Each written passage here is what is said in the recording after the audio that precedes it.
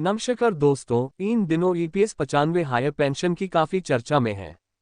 एक कैलकुलेशन कहती है कि यदि आप ईपीएस 95 हायर पेंशन को विकल्प के तौर पर चुनते हैं तो आपको रिटायरमेंट के बाद अच्छी खासी पेंशन मिल सकती है।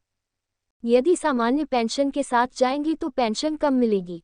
परंतु पेंशन की कैलकुलेशन समझने से पहले ये समझना जरूरी है कि ये ईपीएस 95 क्या है, ये कैसे काम करेगा। ईपीएफओ के कई सब्सक्राइबर अभी नहीं समझ पा रहे हैं कि आखिर उन्हें ज्यादा पेंशन मिलेगी कैसे। क्या उनके हाथ में आने वाले वेतन में से कुछ कटौती करके पैसा पेंशन फंड में डाला जाएगा या फिर किसी और तरीके से इसे बढ़ाया जाएगा। इसके अलावा एक सवाल ये भी कि कौन से कर्मचारी इसे चुन सकते हैं। अगर चुने तो क्यों चुने, न चुने तो क्या नुकसान हो सकता है।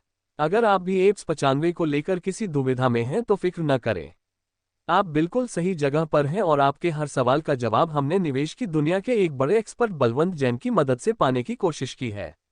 इस सूचना के आधार पर आप ये तय कर पाएंगे कि क्या आपको हायर पेंशन का विकल्प चुनना है या नहीं। सवाल जिस ईपीएस 95 की चर्चा है वो असल में है क्या। निवेश सलाहकार बलवंत जैन ने बताया कि प्राइवेट सेक्टर के कर्मचारियों जो ईपीएफओ के खाताधारक हैं, रिटायरमेंट के बाद पेंशन का लाभ दिलाने के लिए 1995 में नया नियम लागू किया गया था। इसे ही ईपीएस 95 कहते हैं। इसके तहत पहले पेंशन फंड में अंशदान के लिए अधिकतम वेज 6,500 रुपये माना गया था। यानी आपकी सैलरी कितनी भी हो, पेंशन फंड में 6,500 का 8.33% ही जाएगा। बाद में इसे बढ़ाकर 15,000 रुपये कर दिया गया। यानी आपका वेतन कितना भी हो, पेंशन फंड में 15,000 रुपये का 8.33% ही जाएगा। लेकिन 2014 के बाद इस कैप को खत्म कर दिया गया और कर्मचारी को अपने बेसिक और डीए की कुल रकम पर 8.33% पेंशन फंड में अंशदान की छूट मिल गई। सवाल कौन और कैसे करता है पेंशन फंड में अंशदान। कर्मचारी भविष्य निधि संगठन ईपीएफओ के हर मेंबर के दो खाते होते हैं, एक कर्मचारी भविष्य निधि ईपीएफ और दूसरा कर्मचारी पेंशन योजना ईपीएस।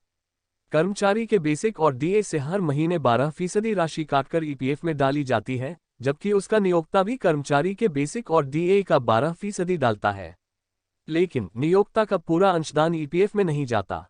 नियोक्ता के अंशदान में से 8.33% रकम ईपीएफ खाते में जाती है, जबकि 3.67% रकम ईपीएफ खाते में डाली जाती है।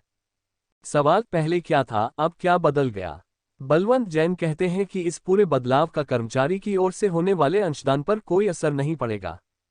सारा चेंज नियोक्ता के अंशदान वाले हिस्से में होना है। इसे थोड़ा कैलकुलेशन से समझना बेहतर होगा। ईपीएस में पहले 6,500 रुपये के अधिकतम वेज पर ही अंशदान होता था। इसका मतलब हुआ कि अगर आपकी बेसिक और डीए सैलरी 1,00,000 रुपये थी तो कर्मचारी की ओर से इसका 12% यानी 12,000 रुपये सीधे ईपीएफ खाते में डाल दिया जाता था। वहीं नियोक्ता की ओर से 6,500 रुपये का 8.33% यानी 541.45 रुपये ईपीएफ में डाला जाता था और बाकी पूरा पैसा ईपीएफ खाते में जाता था।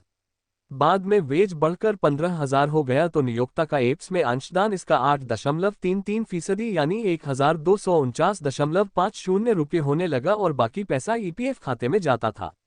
लेकिन 2014 से ईपीएफ में अंशदान पर वेज कैप खत्म कर दिया गया और आपकी बेसिक और डीए के कुल पैसे का 8.33% रकम डालने का विकल्प दे दिया गया।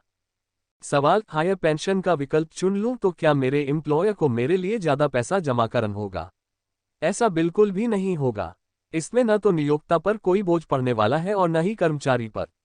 बस नियोक्ता की ओर से ईपीएफ और ईपीएफ खाते में जमा होने वाली रकम में बदलाव आ जाएगा और यह काफी ज्यादा होगा।